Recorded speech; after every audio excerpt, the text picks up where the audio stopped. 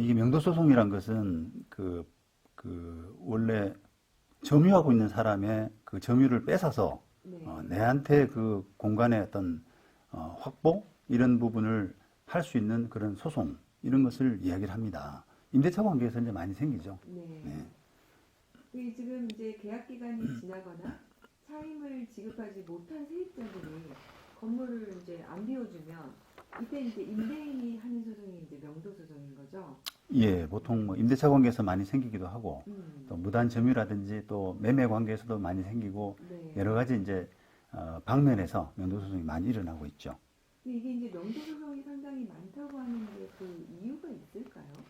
네, 원래 이제 소송이라고 하는 게 변호사님도 뭐 변호사시지만 소송이라고 하는 게 이제 소송을 우리가 민사소송법상 요건이라고 하는 것이 전국적으로 원하는 어떤 결과물을 청구하는 이런 것이 이제 원칙이 되다 보니까 제가 예를 하나 들어보면 아까도 이제 갱신요구권 이야기가 났지 않습니까? 네. 근데 임차인이 갱신요구권을 행사하는데 임대인이 이런저런 이유로 나가달라 이렇게 이제 했을 때 재판을 하게 되면은 이게 임대인이 거절한 부분이 타당하냐 아니냐 이런 부분이 쟁점이 되겠지만 네. 실제 소송은 명도소송이라는 형태로 많이 일어나거든요. 네. 임대인이 나가줘 음. 이렇게 했을 때 임차인이 못 나가 음. 갱신했기 때문에 못 나가 이런 식으로 이제 소송이 일어나는데 네. 소송의 형태는 바로 명도소송이란 겁니다. 그러니까 이제 안에 있는 여러 가지 쟁점들은 있지만 실제로 소송은 주로 명도소송 형태로 일어난다. 그러니까 방금 말씀하신 건 이거네요. 그러니까 세입자 입장에서는 나는 갱신 청구권을 행사했으니까 나는 더 살 거야 이랬는데 임대인은 그게 아니라 나는 법에서 정한 정당한 사유가 있기 때문에 나가달라 네. 이랬는데 안 나갈 경우에 특히 이제 집주인 같은 경우에 실거주 목적으로 임대차 갱신을 거절했는데 안 나가면 문제가 생기니까 네. 그렇게 되니까 명도소송을 할 수밖에 없다 이런 말씀이군요.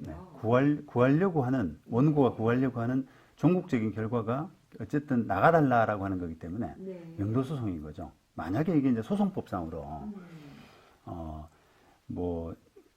갱신 요구권 확인을 구한다든지 이런 식의 이제 재판을 하게 되면은 네. 갱신 요구권이 없다. 예를 들면 임대인이 소송을 하면서 임차인 상대로 소송하면서 갱신 요구권이 없다는 확인을 구한다라고 하게 될 때 재판부 입장에서는 그게 전국적인 결과가 아니니까 명도소송 형태로 바꾸세요 이렇게 할 가능성이 높은 거죠. 네. 그러다 보니까 소송은 명도소송이라는 형식이 많은 겁니다. 네.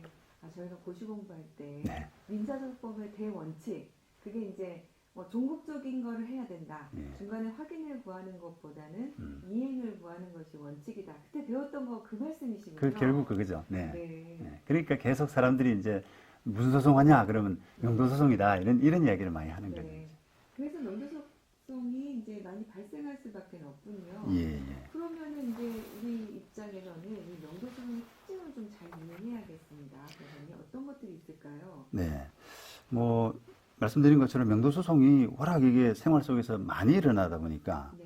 명도소송을 당하거나 또 본인이 명도소송을 제기하거나 이럴 가능성이 살다 보면은 최소 한두 번 이상은 될 가능성이 좀 있거든요. 네. 그러다 보니까 이게 명도소송이 도대체 뭐지? 그 다음에 또 명도소송의 한계 내지 부족한 부분 이런 부분들이 뭐지? 이런 부분을 좀 정확하게 이해하면은 네. 살아가시는데 좀 많이 도움이 될 수가 있습니다.